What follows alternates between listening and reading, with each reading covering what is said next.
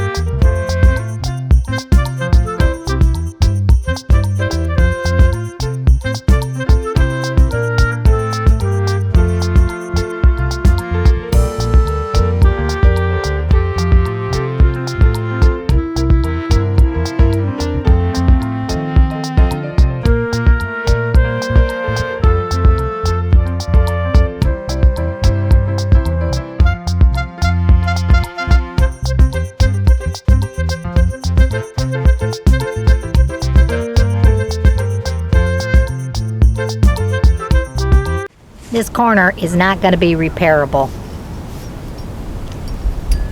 So we'll have to see if we have another corner somewhere.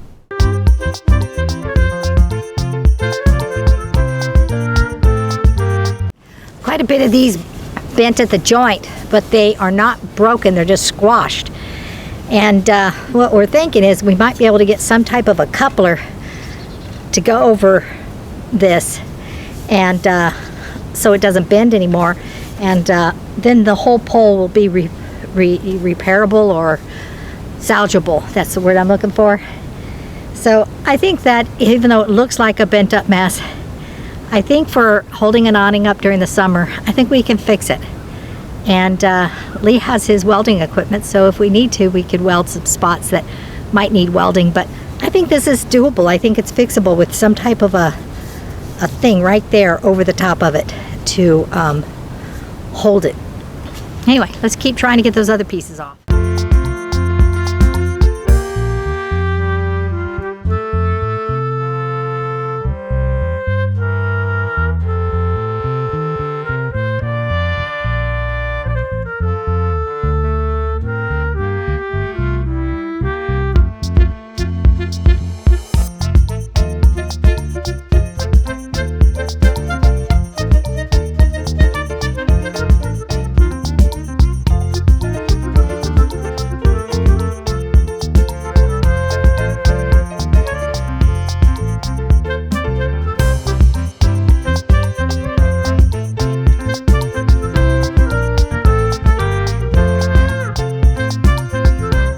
That's the first one.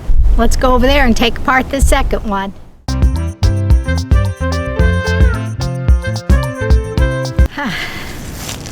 I'm right into the sun. See those spikes that we put in the ground to hold it? Plus we had it tied. It wasn't going anywhere. I'm gonna have to get something to pull that out though, because it's too muddy and hey Stowe!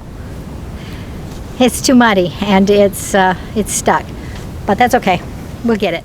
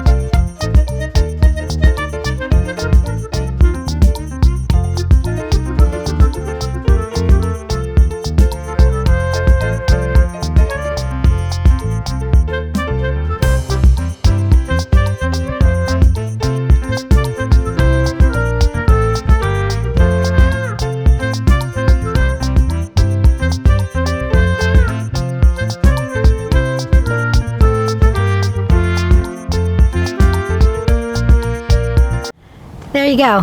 All the poles are down. I pulled up the sweet peas that weren't going to make it anyway. And I just need to prepare the soil by adding more soil to the top so I can do some winter sowing.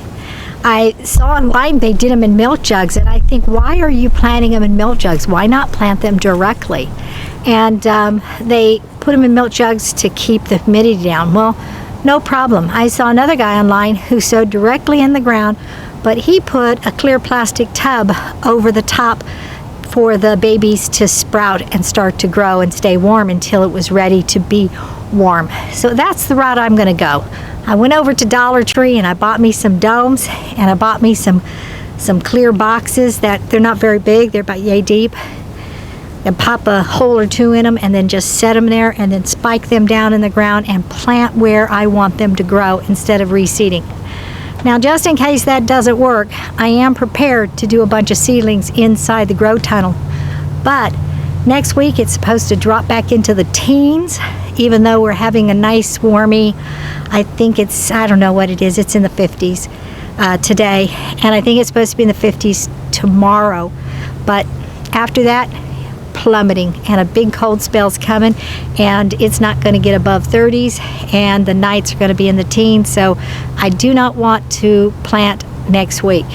So I will plant the following week, which I don't know, should be the end of January if I'm calculating correctly, which goes all the way through February, and then 2 weeks into March, which should be about the last frost date, which means they should be ready to go in the ground in about 6 weeks from 2 weeks from now.